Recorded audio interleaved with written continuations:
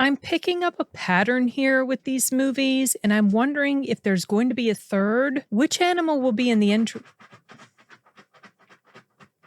Which animal will be in the prologue?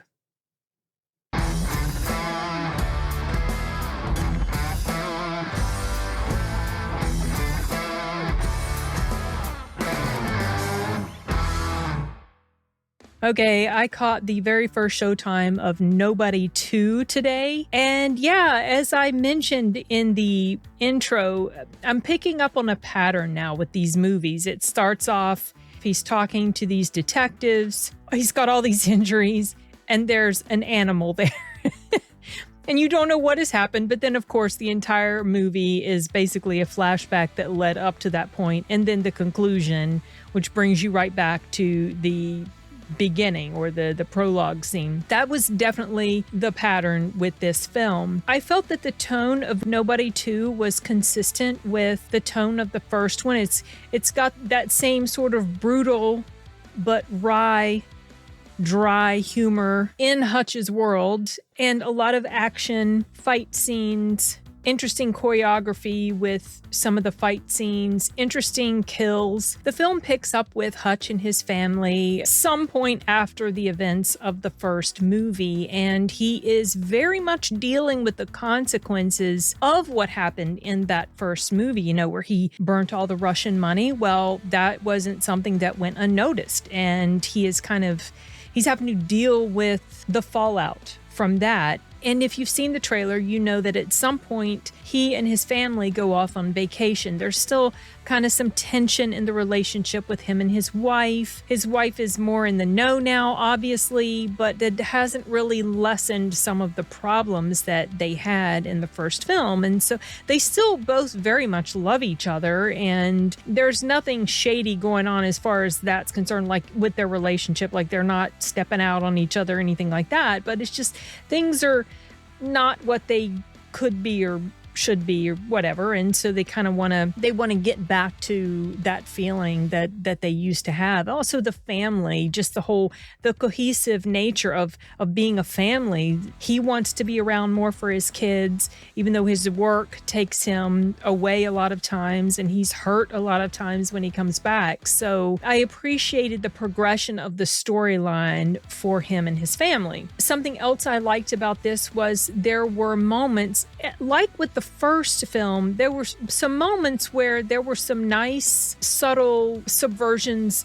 of expectation. Not everything that you think is going to happen necessarily plays out in the obvious way. So I did like that. Now, it's been a bit since I've seen the first film, but I feel like it happened a little less in this movie, and I kind of touch on that when I get into the cons of the film, because there were some cons. I feel like there were a bit more cons with this movie than with the first one. I didn't dislike this film. I had fun with it, a lot of fun with it, and there were quite a few moments of laughter for me. Just some of the things that happened, some of the dialogue and the expressions on his face at different points in time. I enjoyed this movie. I felt like it was a decent sequel, a decent follow-up, but it does suffer from some of the things that sequels can suffer from. I'll get to that in a little bit. Another thing I liked about it was once you are in this situation where he's on vacation with his family, he has not brought his work with him, but because of the nature that he has invited trouble. Basically, there's something that happens and it causes this sort of cascading domino effect, and he gets caught up in this whole thing, and then, he has to see it through, he has to finish it, he has to deal with the problem. And as you're introduced to the various villains in the movie, I like that there were these different layers to them, or more specifically, there were these different hierarchies to the villains. Not all of the villains were the same, obviously, because not everybody's the same, but they weren't your cookie cutter type villain, if that makes any sense. There was one particular villain that was pretty interesting to me, and we do see him explored more throughout the course of the story and the interactions with him and Hutch. The fight scenes, as I've already mentioned, the interesting choreography and the creative kills, some sequences happening partially off screen, which I did like. I do get desensitized if we're seeing too much of the same type of stuff over and over. So keeping some of the stuff that Hutch does off screen, like let's say it's in the background, you're outside of the room or the location, but you can hear what's going on. That's a pretty creative way to me of being able to demonstrate what a badass he is. And he leaves it all up to your imagination as to what the heck is going on inside that room over there without having to demonstrate it for us every time. So I did like that. And then there was an interesting new animal that was brought into the mix. This animal doesn't have a ton of screen time. And some of the screen time that it does have is kind of feels a little bit, you threw that in there just to get us to like what's happening. And of course, you do because it's this animal, but not all of the scenes with this animal worked as well for me. That's a very minor complaint, because now I'm going to go into some negatives that are a little bit more substantial than the one I just mentioned. And some of these are not a huge deal. Honestly, this movie does not rise to the level of John Wick 3 and 4 for me yet.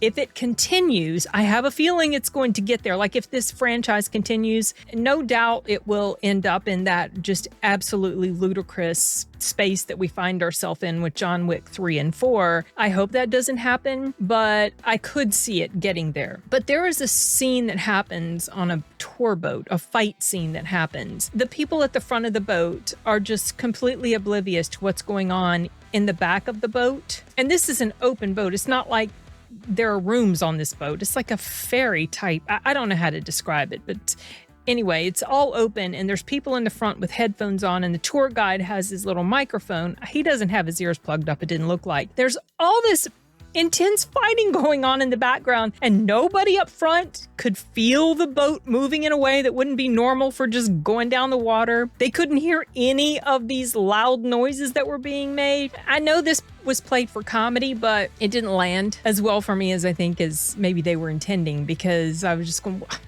surely they would be people would be aware of what's going on. Anyway, whatever. That's not a huge one, but still, it's one of the things that I started to note. One of the first things I started to notice, Also, another thing I noticed in some of the fight scenes, the occasional obvious high swing so the person could miss. That happened at least twice. They really stand out to me because it takes you out of the moment and reminds you, oh yeah, this is all choreographed. I mean, it is, but you like it to be done in such a way that you could almost buy into this being something that just happened on the spur of the moment. But when these obvious high swings happen, you're like, oh yeah, he had to miss them. So he had this really very clear high swing that really stood out to me. The final fight had some setups to certain scenarios that felt a bit lame in places. In some of the editing and pacing and the way it was shot didn't work quite so well. There were also a bit too many perfect timing sort of saves that happened. And this is where it's kind of veering into what I mentioned earlier about, starting to suffer from the same thing that sequels can suffer from. A lot of sequels, especially action films. When these things were happening, these things that I started to notice, it feels like it was starting to lean a little bit more heavily on standard action clichés, more so than what happened in the first film. And that really, it was noticeable to me. So that definitely went into the negative or con category. And then one of the final things I came away with from this was the performance of Sharon Stone. She plays the main villain in here. And her performance, while her character was supposed to be very brutal, bloodthirsty, crazy, that type of persona, she had this very hammy, over-the-top, almost overacting type of delivery that I felt undercut the menace. It almost felt a little bit campy. I could not take her seriously as this very brutal, vicious, awful, crazy person. Even though they demonstrated multiple times that she's capable of this, she kind of tried to oversell it, and it almost felt a little bit laughable. That didn't work quite so well. Couple of other things I forgot to mention. One pro, one con. The pro is that, like the first film, this one does not really overstay its welcome. It's right at about 90 minutes, so obviously including the credits, less than that. The other thing that's a con is I found out after the film that the director for this one is not the same one who did the first. So that might be the crux of some of the problems that I pointed out in this review. Anyway, those were just some extra things I wanted to mention. Okay, back to the video.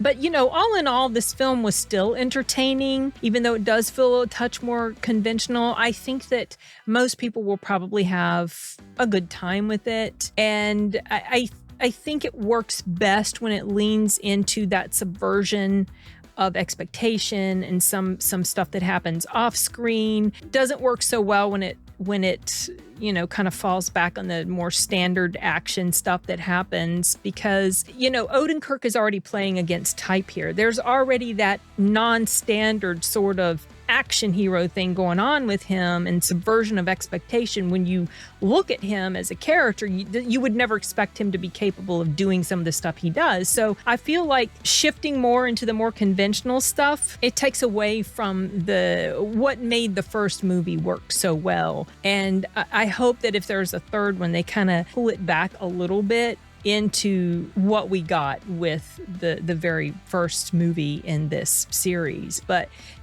it was fun. Christopher Lloyd returns again. The guy who plays his brother returns again. The family, of course, is there. It's just a new setting. This is not a movie that's going to end up in my favorites for the year. I don't know that it'll even end up in my honorable mentions. I think the first one did end up in my top 10 for the year when it came out, but this one's just a notch down from that. However, I can't say it's a bad film. It's not terrible. It's just, got those problems that so many sequels often have, especially when you're talking about action movies. Anyway, that's all I have to say for now about Nobody 2. If you guys get around to checking it out, curious to hear your thoughts, if you picked up on the same things I did, or if you had a completely different take. All right, you guys, that's it for this one. Bye.